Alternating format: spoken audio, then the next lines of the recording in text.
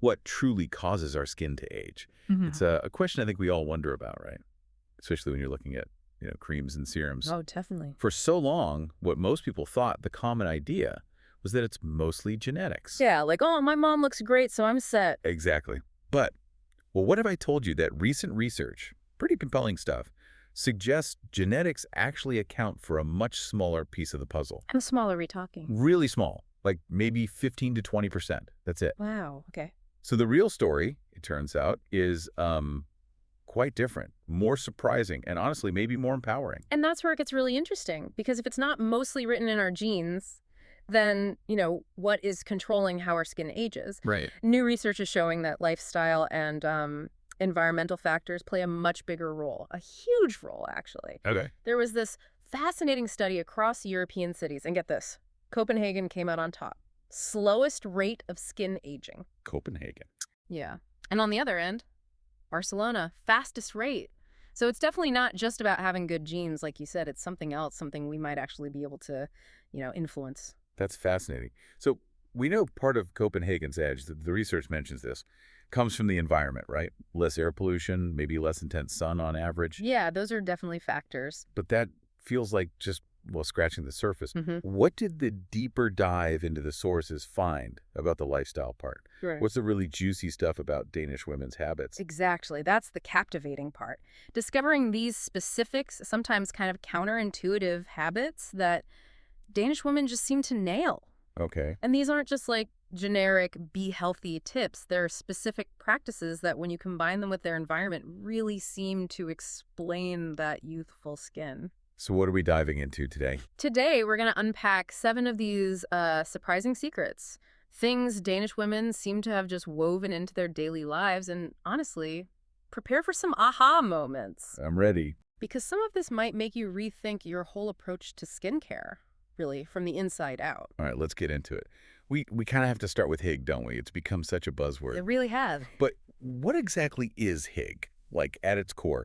And how does this Danish idea of comfort and coziness connect to something as, physical as our skin? What do the sources show you? Right, Hygge. It's where the magic really starts, I think. Our research showed it's not just a fleeting feeling, it's a very deliberate cultural thing. It's about comfort. Yeah, coziness, but also finding real joy in simple moments. Okay. And here's the twist, how it ties so deeply into their homes. For Danes, the home isn't just, a place to crash. It's a sanctuary. It's where they actively cultivate happiness, stability, spending time with family, with friends. So it's an intentional creation of well-being. Exactly, an active pursuit. And the sources explain why this matters for skin. A happy, calm life. It literally helps your skin. What's the mechanism? Happiness promotes serotonin secretion, and serotonin in turn helps strengthen really crucial things like melanin, collagen, and even the skin barrier itself. Wow. So that aha moment is huge. Your internal well-being, that joy and calm from Hygge, it actually shows up on your face. A happy home helps create a happy, radiant face. It's amazing. That's incredibly powerful. So not just a feeling, there's a real biological link. Happiness connecting directly to our skin structure. That makes a lot of sense. Totally. Okay, so building on that idea of internal well-being, our sources also pointed to something more physical, the sauna. How do Danish women use saunas, and what are the specific skin benefits? Yeah, it's a fascinating pairing, isn't it? Regular saunas, and they often pair them with cold water baths or plunges. Totally. But it's a key practice for them for healthy skin. We looked at Beatrice Larea. She's an expert in nutrition and aging, and she really emphasizes that consistent sauna use helps the body excrete toxins. Okay, like a detox. Exactly. It actively helps slow down biological aging. Think about it. You get enhanced blood circulation, bringing all those good nutrients to the skin. Right. And at the same time, you're sweating out waste and toxins. It's like a deep internal cleanse for your whole system, including your skin, like hitting a reset button. That sounds incredibly rejuvenating. Now, for you listening, if you're inspired to try this, what are the practical tips? What did the sources say about doing it safely and effectively for your skin? Great question, because you do need to be smart about it. The sources advise limiting sauna sessions to max 10 minutes at a time. Okay, not too long. Right. And then immediately after, rinse off in lukewarm water. That helps cleanse the skin of everything you just sweated out. Makes sense. And here's the step people often miss, but it's crucial. Moisturize really well afterwards. You need to rehydrate your skin after the heat and the detox. That makes the whole thing truly beneficial and stops your skin from drying out. Good tip. Okay, so from internal well-being, detox. Let's shift to movement. The third habit is about NEAT. That's non-exercise activity thermogenesis. Neat. Now, Yeah. for many of us, exercise means, hitting the gym, carving out specific time. Yeah. How do Danish women approach movement differently? And why is it so good for their skin? It's brilliantly simple, actually. Our sources show that most Danish women don't necessarily block off time for formal workouts. Really? Yeah. Instead, they just weave low-impact, non-exercise activity into their everyday lives seamlessly. Like how? Well, the classic Copenhagen example highlighted in the research is bikes. The city famously has more bicycles than cars. It's just how they get around. Wow. We read about Jeanette Madsen, a designer there. She bikes to work every day. That commute is her cardio workout, effectively. Yeah. It's just movement as a natural part of living, almost subconscious. And the skin benefit. It's significant. This kind of steady, low-impact activity constantly improves circulation. More oxygen, more vital nutrients getting to your skin cells. Plus, it helps flush out waste products more efficiently. It's like daily nourishment for your skin, just by, living your life. So wait, you're telling me my daily walk to grab coffee could actually be doing more than I think if I just keep doing it? Absolutely. It's almost too simple, but that's why it's so effective and sustainable.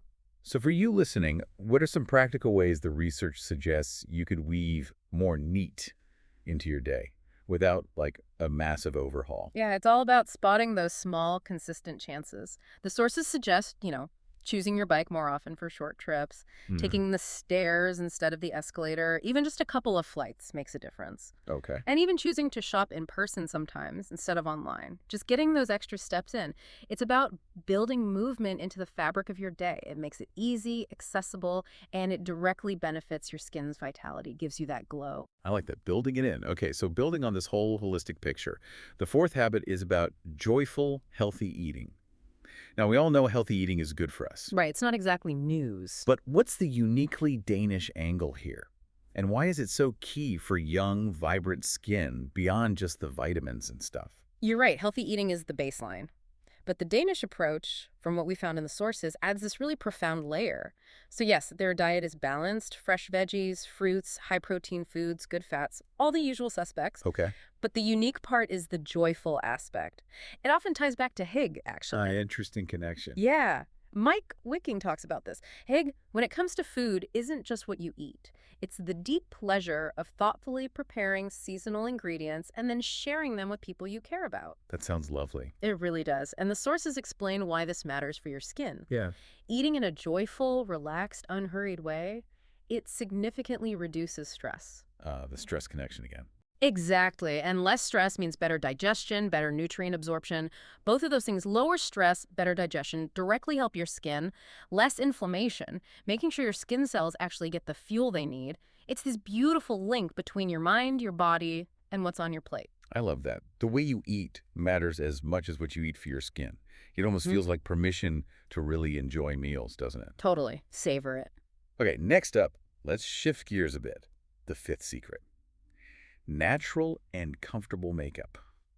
In a world that often pushes, really elaborate beauty routines. Contour everything. Right. How does the Danish beauty philosophy stand out? And how does this minimalist approach actually help the skin?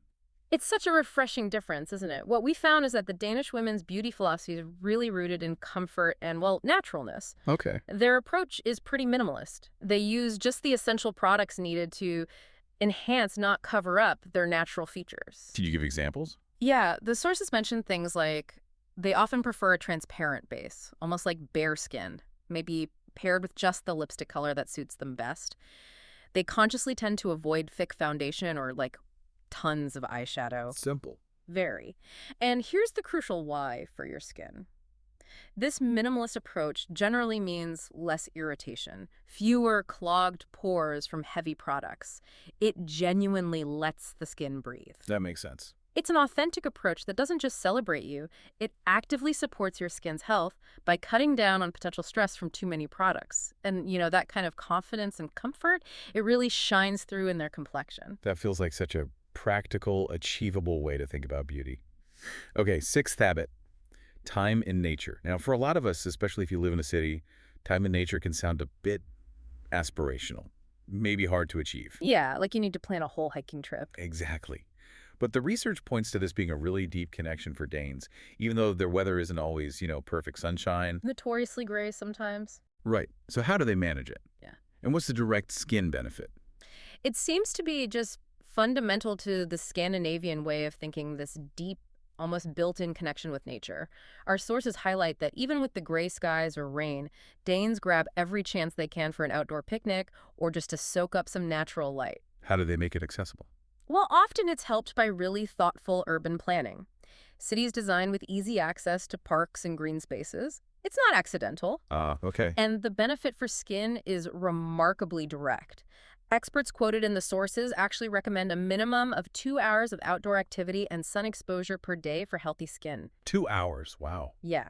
And it's not just about fresh air. The sources emphasize how time in nature directly lowers stress hormones, like cortisol. There's stress again. It's a huge factor. Cortisol is known to speed up skin aging and trigger inflammation. So even a simple walk in a nearby park isn't just a mental break. It's actively calming your skin from the inside by lowering those damaging stress responses. That really reframes a simple walk, doesn't it? Just knowing it's actively helping my skin, not just my mood. Yeah, That's a powerful motivator. totally. Get outside. Okay, finally, we're at the 7th habit. Maybe the one people associate most readily with this kind of Scandi chic approach, minimalist skincare. Skinimalism feels like a recent trend, but what did the sources say? Is this new for Danish women? It's funny, right? Skinimalism is definitely having a moment globally, but our sources show, yeah, Danish women have basically been doing this less is more thing for ages. So they were ahead of the curve. Pretty much. We looked at insights from Rasmus Nergård. He co-founded Grums Aarhus, a Danish beauty brand. He states it clearly. Danish women prioritize wellness and sustainability in their skincare. It's about quality, not quantity. Being intentional, not just piling stuff on. So what does that look like in practice? What are the core principles? It boils down to a remarkably focused routine based on 4 key principles according to the sources. First, cleanse thoroughly. Get the day off. Second, apply antioxidants. They specifically mention vitamin C or E, things that protect against environmental damage. Makes sense. Protection. Third, sunscreen. Diligent use even on cloudy days. That crucial UV protection. Non-negotiable. Exactly. And fourth, moisturize. And there's an interesting detail here about their final step. They often strategically use a facial oil Oh, why oil specifically? to combat skin dehydration, especially because of the colder temperatures they often experience. It shows a really deep understanding of their environment and what their skin needs. Just a simple, super effective ritual. Wow. So you see, while each of these 7 habits might seem kind of simple on its own, Yeah, none of them are earth-shattering alone. right, but taken together collectively, they create this really powerful, holistic, and deeply effective anti-aging effect for the skin. So as we wrap this up and bring all these threads together, Oh. what's the big takeaway, the profound essence of this deep dive into these Danish secrets? I think it's that the journey to youthful, healthy skin goes way, way beyond just what you slather on your skin. Right. It's not just about the products. Not at all. It's intrinsically linked, maybe more than we realize, to how you actually live your life. We started out talking about genetics. Yeah, thinking it was the main thing. But we learned, okay, genetics plays a role, maybe 15, 20%. But our daily habits, the environment we're in, these have a far more significant and honestly quite surprising impact. It really makes you pause and think about your own routine, doesn't it? We've covered Hygge, the sauna rituals, weaving in neat movement, that joyful approach to eating, natural makeup, getting outside, minimalist skincare. Quite a list. It is. So for you listening, as you reflect on all this, what stands out? What really resonates with you from this deep dive? Maybe one of these habits feels particularly doable right now, or just, intriguing enough to try incorporating into your life. Yeah, which one sparks something for you? And maybe as you reflect, consider this thought. If cultivating happiness at home, eating mindfully and joyfully, moving naturally, if these things are potentially as potent for our skin as the most expensive cream you can buy. Which is kind of mind-blowing. It really is. Then what small, joyful change could you make today? Starting today, to begin nourishing your skin truly from the inside out. Keep exploring, keep questioning, keep diving deep into these fascinating links between our well-being, our lives, and how it all shows up. It's a journey.